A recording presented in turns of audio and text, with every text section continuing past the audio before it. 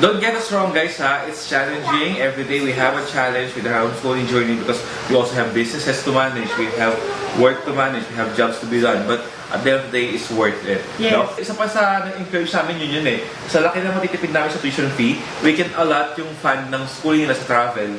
Kasi That's bakit? right. They learn sa travel namin. Oo. Sobra, they learn culture, they meet different people from different races, diba? Different countries. And ang laking ano. Nakakakita sila ng totoong giraffe, nakakakita sila ng totoong giraffe. Hindi nakabase lang sa book, diba? Oo, experiential yung learning. The world is literally your classroom.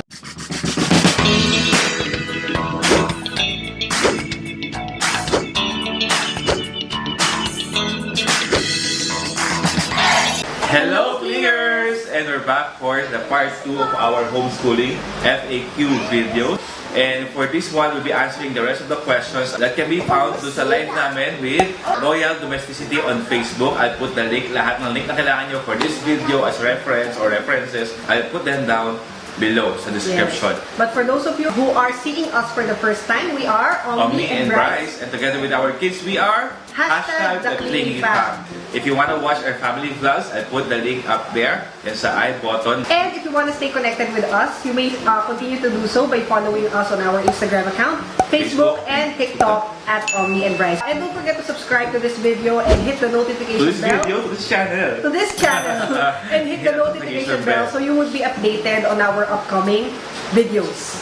First question. This is from Wen Cabanero Mitre. Yan, sabi niya, I'm considering homeschooling dahil sa sitwasyon ngayon. Ang doubt ko lang is, if mag-resume na ulit sa new normal, baka ako yung walang time na magturo sa baby ko. When it comes to homeschooling, time is the least of the issue. Kasi one thing I realized as a homeschooling parent, homeschooling is like learning by design. Well, ideally, you have 2 to 3 hours schedule a day, but if you cannot follow that schedule, you can actually reallocate the study session on a day where you are more maluwag in terms of schedule. Pwede mag-weekends. Pwede mag-weekends. Or, you can actually allow your children to self-study.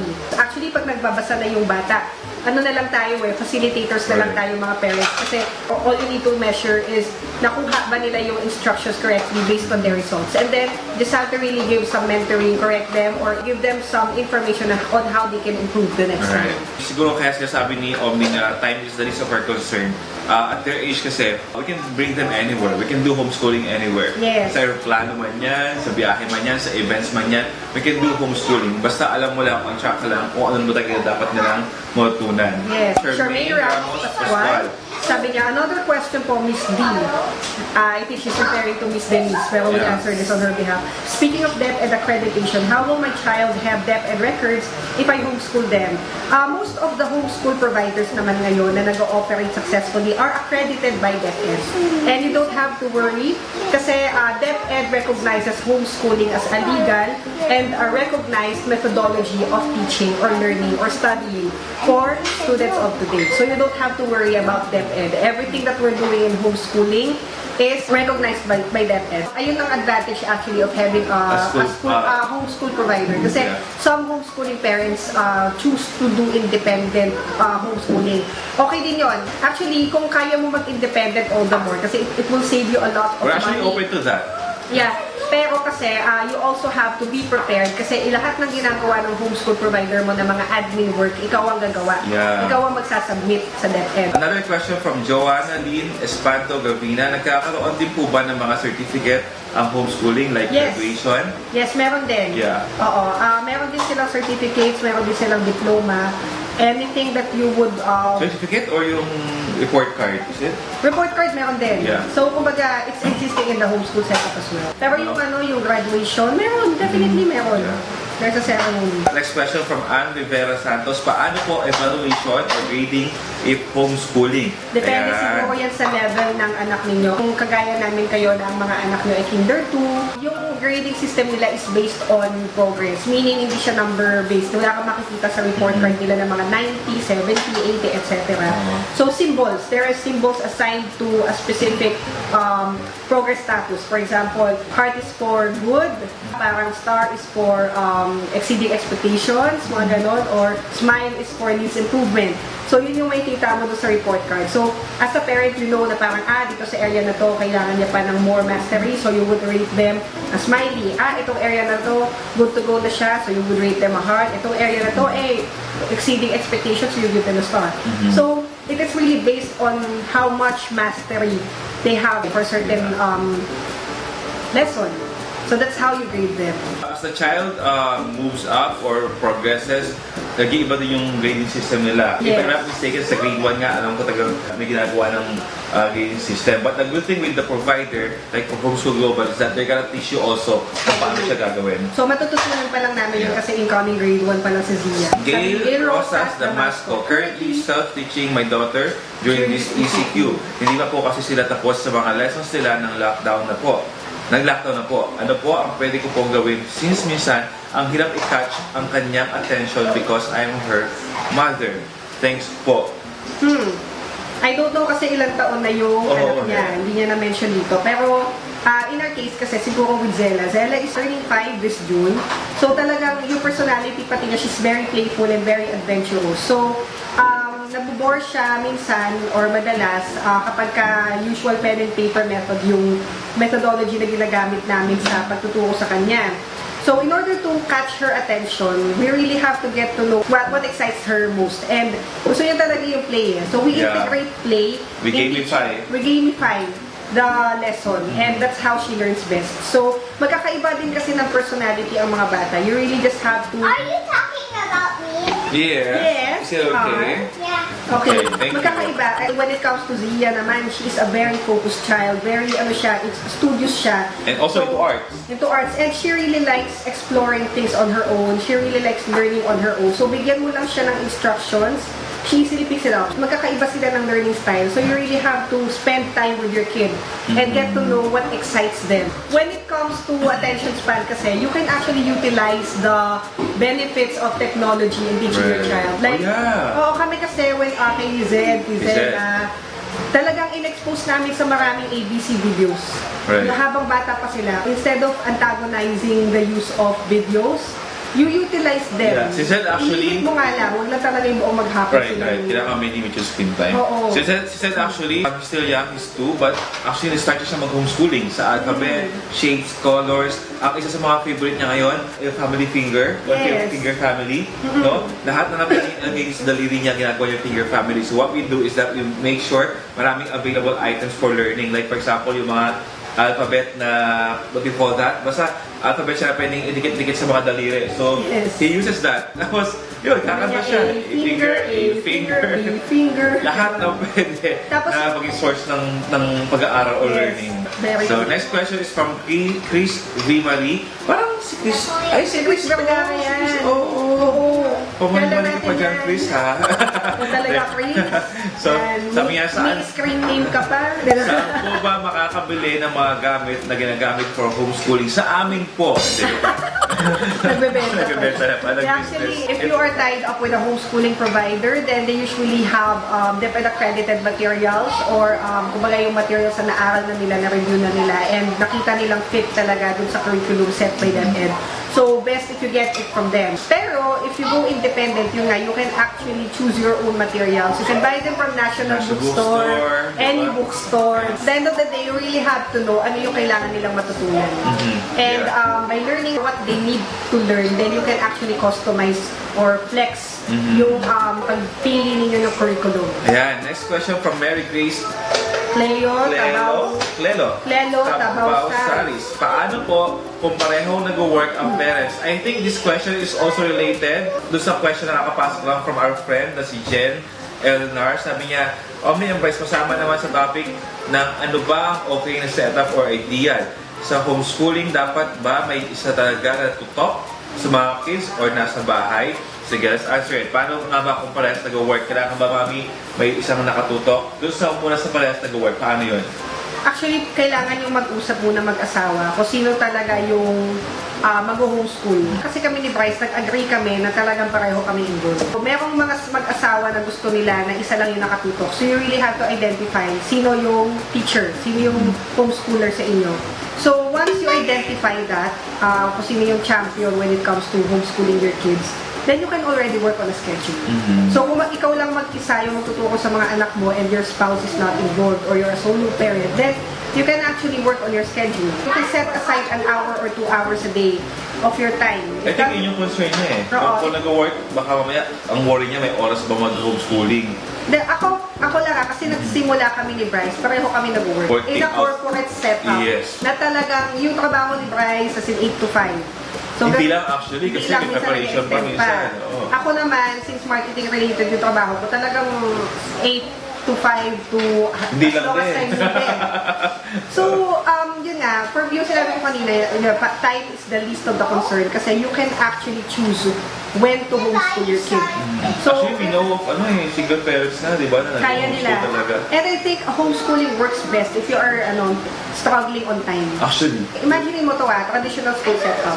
You would need to prepare baon early in the morning, and then you would need to drop your kids off to school prior to going to the office, and then pick up pa after school, di ba? May assignments pa pag May assignments pa pag uwi. Actually, yung assignments pag uwi ng bahay, it's the similar setup that you do in homeschooling. So, actually, yes. it does not make, for me lang naman po, it does not make sense na nag-aral na sila sa school, mag-aaral ulit sa bahay, tapos it will take hours of their time studying at home also. Not only time, pati energy, kawawa ang bata. Kawawa. Tapos the next day, gisingin mo na naman ng alas 4 o alas 5 ng umaga kasi you have to consider travel time. So, for me, parang there is more flexibility, there's more benefit in terms of time when you homeschool your children. Yung tanong ni Jen, dapat po talaga may nakatutok sa kids, sa mga kids na sa bahay?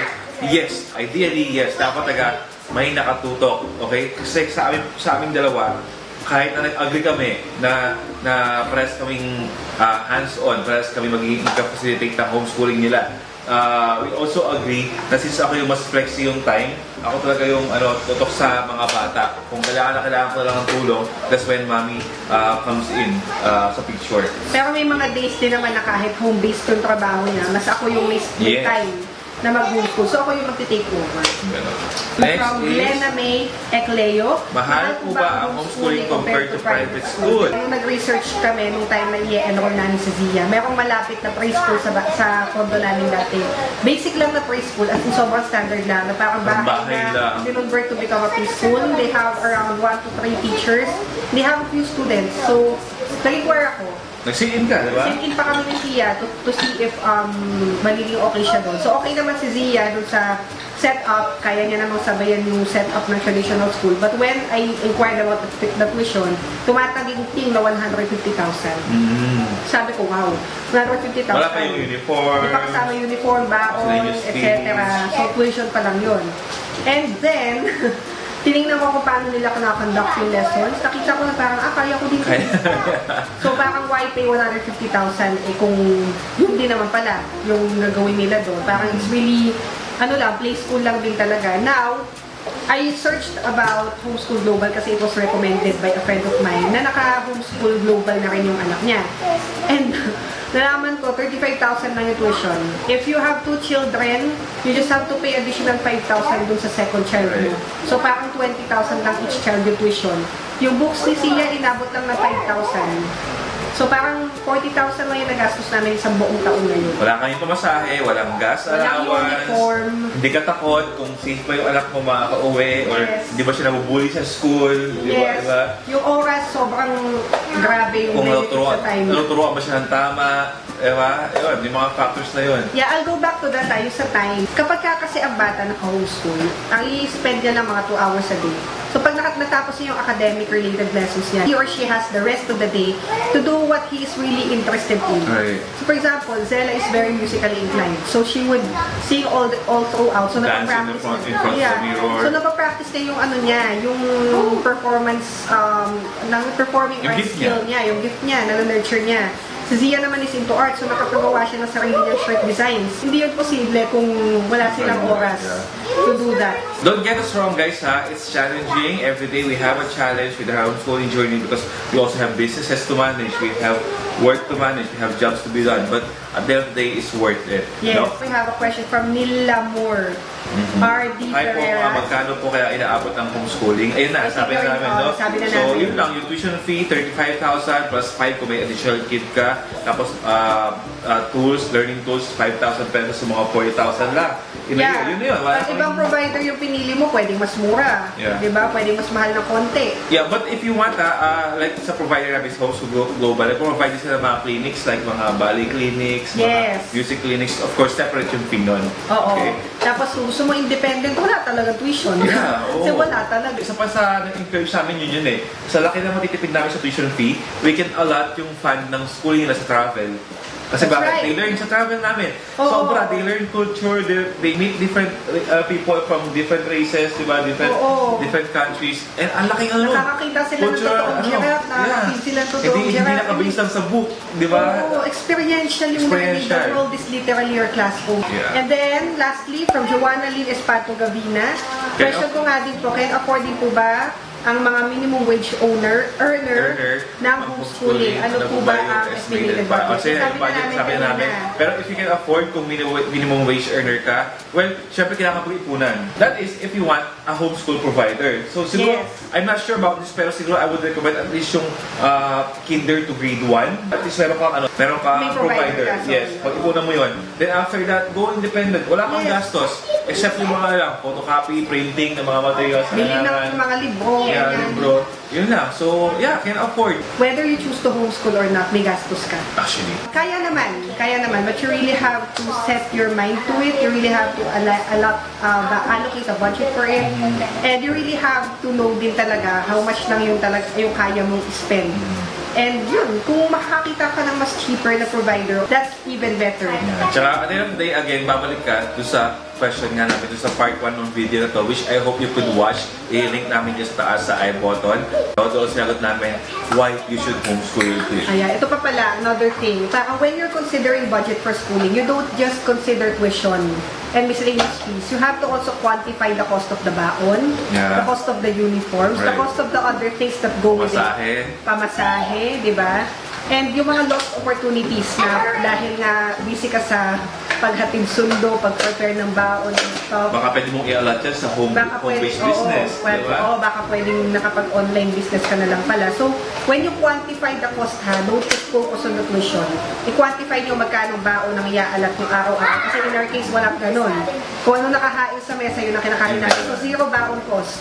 Kung ano suot nila, yun na yung pinaka-uniform nila. So, zero uniform cost. So, that's it, guys. We do hope that you learned a lot from this Q&A video. I hope nasagot namin yung mga questions nyo about homeschooling and somehow na-encourage at na-inspire namin kayo to homeschool your children. Yeah, so if you still have further questions about homeschooling, we'll be more than happy to share sa abot ng aming mga kaya at ng aming experience. Again, those we shared are based on our experience. Yes, so Hindi kami nag-training or anything. yes, we don't have any academic background. Yeah, we're not teachers by profession. Pero thank God for kumbaga for support that we also get from our friends who are also homeschooling parents. Yeah. So basically, if you have further questions, Comment down below. please comment down below or message us on our Instagram or Facebook pages at Omni Bryce. Pag mga naka-list 10 questions tayo, we can do another Another live Q&A, another Q&A vlog. Yeah. Yes. But of course, feel free to share this video to your friends. You may post this on Facebook or even on Instagram stories and tag your friends so they know or at least matulungan nila sila with their answers. homeschooling journey or if they want to do homeschooling. Yeah, so please give this video a thumbs up and don't forget to subscribe! Alright, so once again, we are Omni and Bryce, and together with our kids, we are #NatalieFam. Di ba, say bye-bye din daw sa inyo, guys. So once again, we are Omni and Bryce, and together with our kids, we are... Okay. Always remember to cling on to your dreams because dreams do come true. So pay it till you make it. Baka magising si Sir.